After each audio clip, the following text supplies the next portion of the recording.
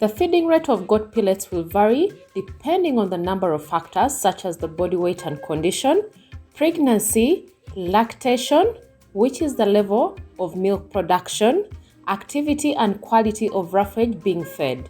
Generally, total daily feed consumption, including roughage, will be between 2% and 3.5% of body weight.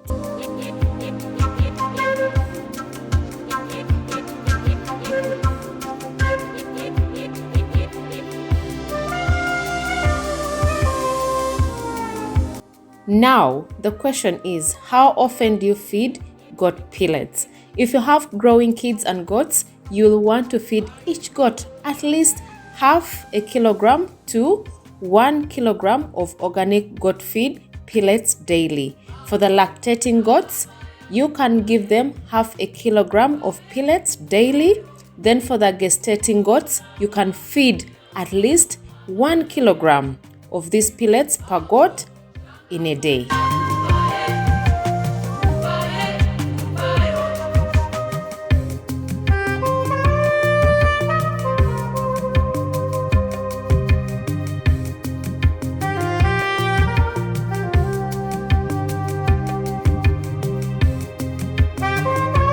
Rise and shine, Valley Farm family. Welcome back to another episode of The Farm. If you're new here, you are most welcome.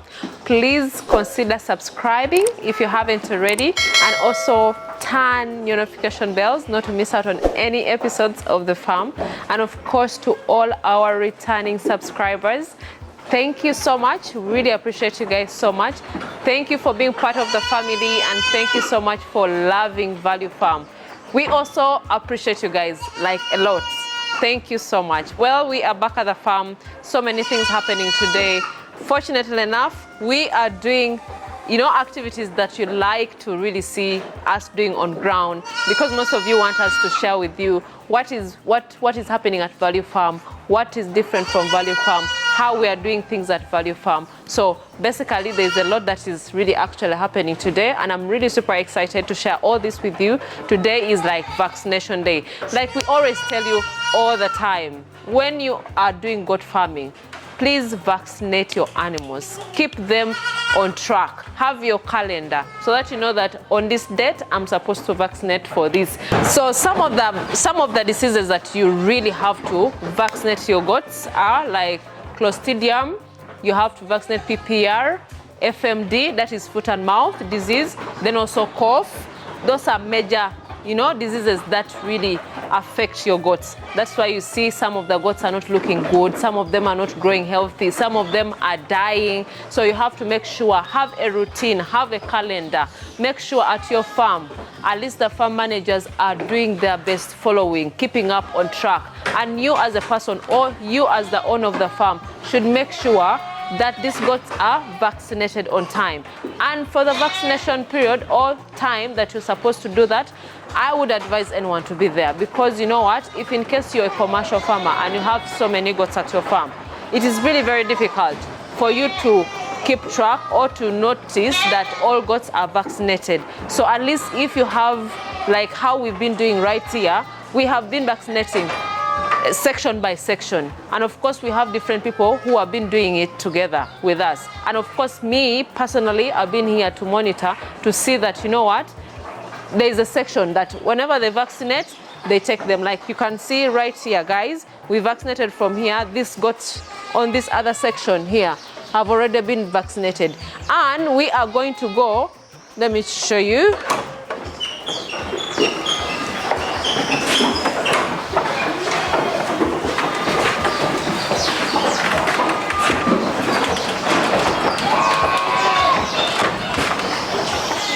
So guys, these ones right here have already been vaccinated, as you can see, and at least they are safe. This section is properly done, and now we are going to the other section of the goats, and of which we have a different section that we are going to be removing them one by one. So we get one, then the doctor injects go to a different section so that there is no confusion. So proper planning as well, so that you don't miss out on other goats not being vaccinated, is very, very key. Then another thing that I wanted to share with you guys about vaccination is about the packaging of your vaccine. If you're going to get vaccines to be brought at the farm. Most farms are really far from, you know, where you get these medications from the drug shops that you get them from. So it is better for you to have a drug packaged properly. I'm going to show you the case later on in the B-roll so that you can see the proper packaging of this medication.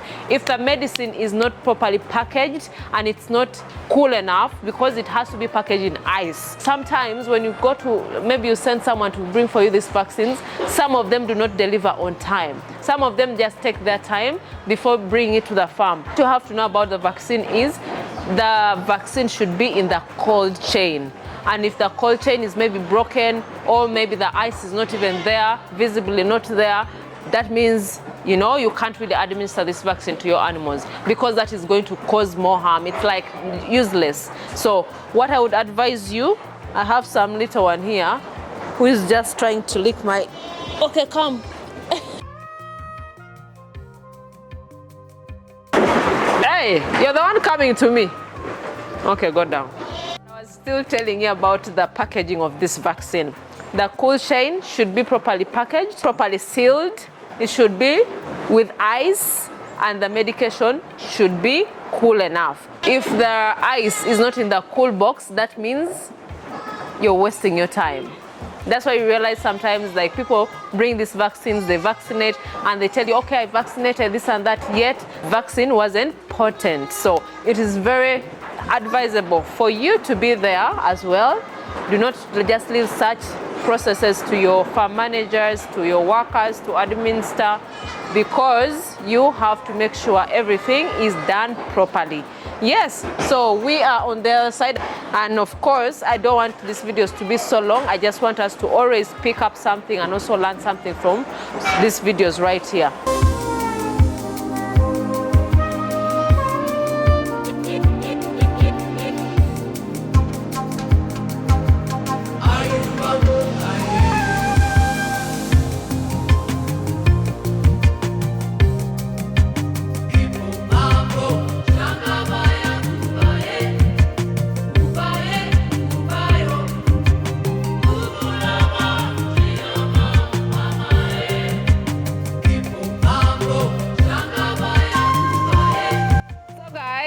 Oh my God, I'm super excited.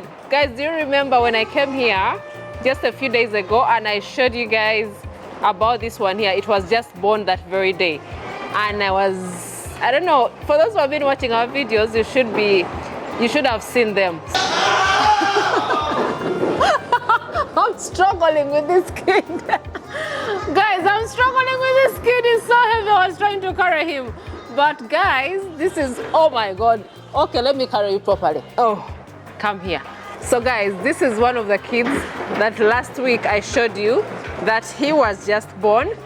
Look at him. This is a pure 100%. Yes, they are so friendly. But for those who are really doubting about the genetics, look at this one, a week. But he's so heavy. He's extremely heavy. Let me put him down so that you can see the height. Okay, come. Hey? Oh my God! I'm so surprised. Wow. Guys, with the genetics, you can never go wrong. So look at that one there. Just 2 weeks. Imagine when it's going to reach a month. I'll definitely share with you guys when it reaches a month, so that you can see the progress, you can see how it is. But with genetics, you can never go wrong. So in case you invest your money and you say, oh my God, I'm going to purchase a goat at this price, you start your goat farming in a proper way, you'll definitely have such offsprings at your farm, which grow faster. And of course, for those who have been really saying that, how can you break even when you invest so much money in such a goat? Because when you tell you about the prices, most of you say, oh my God, that is really expensive. How am I going to make my profits? Is that market even in Uganda? We've got such comments from you. But what I should really tell you guys, you keeping a local goat and you keeping an exotic goat, someone who is keeping these exotic goats is far better than the person who is going to take, maybe, let me say, if you have like only 5 exotic goats and someone has 50 local goats, someone who has 5 exotic goats is way better than the person who has the 50 local goats, because the growth rates is quite different. These ones here grow faster. By 6 months, 7 months, they're already grown up. You're ready to even serve them. So there's a huge difference. And also, like, you can really see the genetic composition, like the muscle. They grow even bigger in size. So if you're a person who really wants to get into goat farming, make sure that you improve on your breeds in case you have the local goats and you can at least afford a buck, which is exotic. Please cross so that you can improve them slowly by slowly. You get better genes that can grow faster. That's my piece of advice for all upcoming farmers, because this is very, very important for you. You need to do this, because if you fail to do that, you're going to keep farming for a long time without profits, without benefiting from goat farming. You're just wasting a lot of your time. You're wasting a lot of money, you know, paying your workers, vaccinations and all that, because you're not benefiting. The kids you're getting, barely 1 year, you're not even able to take it for slaughter. You know, so those are some of the things that you need to look at. Look at things that you're going to benefit from faster, not something that you're going to have at your farm for a longer period of time, and it's going to waste a lot of resources, a lot of your money, and there's nothing that you're benefiting from it. So that is just a piece of advice for upcoming farmers, for farmers who are also out there, because we also have experienced farmers who are stuck into having local goats at their farms and they don't want to improve. They feel like, you know what, I need to stick to my traditional way of keeping these goats. There are so many modern ways of how you can improve, how you can do better, from research, visiting other farms, so that you can also learn.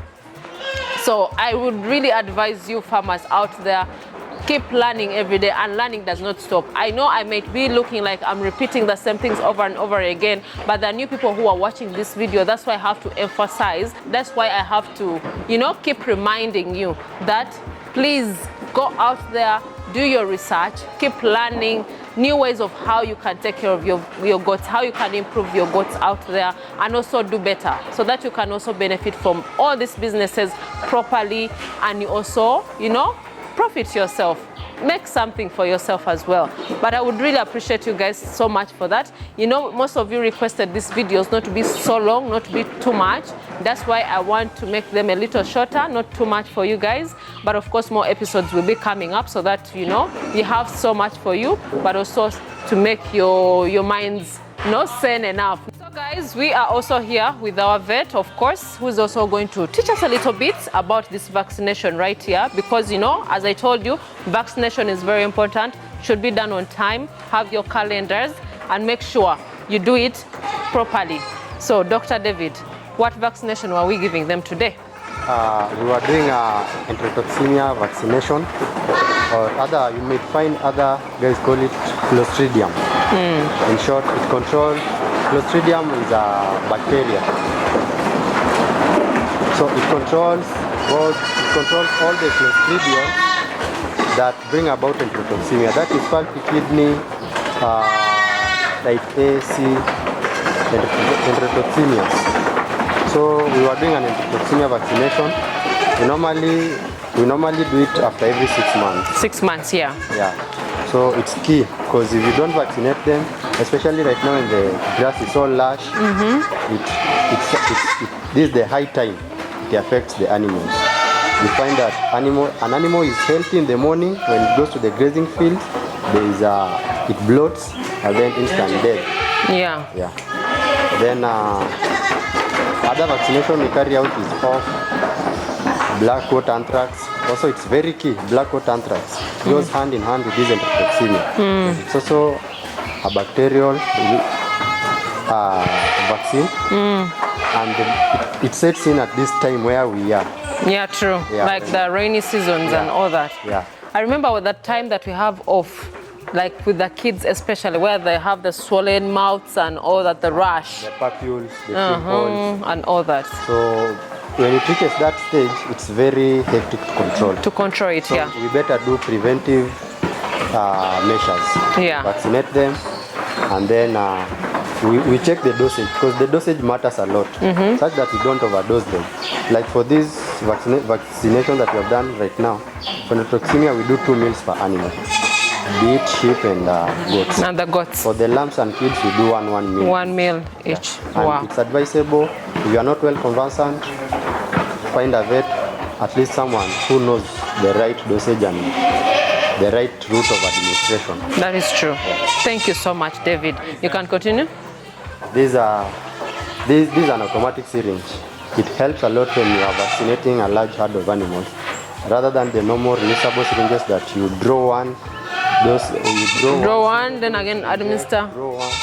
That one is so tiresome. This one, you just load it, calibrate the dosage, and then you get into action. Exactly. And the storage of this vaccine should also is very important. That's what I was telling them. Important. We have something called a cold chain. From the source where you get your drugs, that's when they should package it for you under the right temperatures, and make sure that the farmer at the end receives the vaccine when it's at the right temperatures. Yeah. Because when you tamper with the temperature, remember they are either live attenuated, killed, or they are vaccines. So when you alter the temperature, they go bad. And when they go bad, it's either they don't prevent the disease or they end up causing the actual disease in your animals. In your animals. Wow, that is really amazing. That is the key point. Yeah. David, thank you so much. I don't want to waste your time. Yes, I had missed about that. If you administer this and it is really wrong, you're going to kill all your animals, which is really so dangerous. That's why I was telling you, if you're the farm owner out there, if you're not on ground, sometimes you may stand a risk of losing your herd just because someone just administered this without proper temperatures. But I really, really appreciate you guys, and of course I appreciate our team who has been here. We've given the dosage to the kids.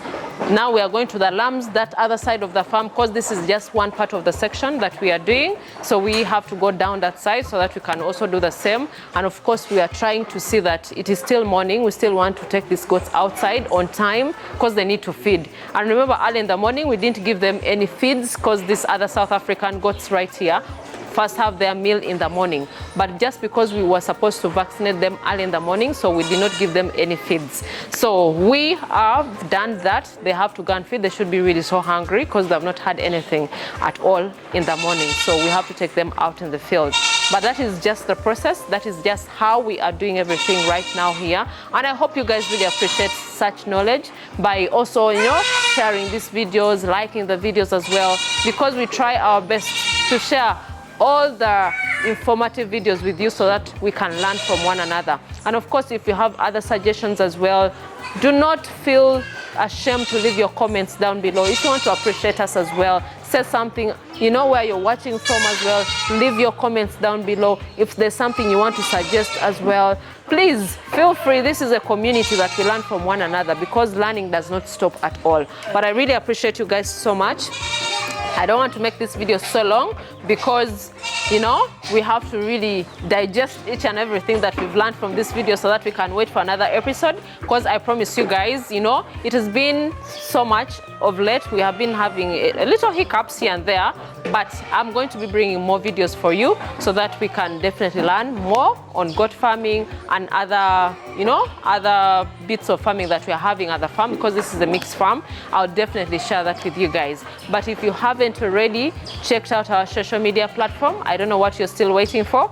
We have Instagram, which is Value Farm UG.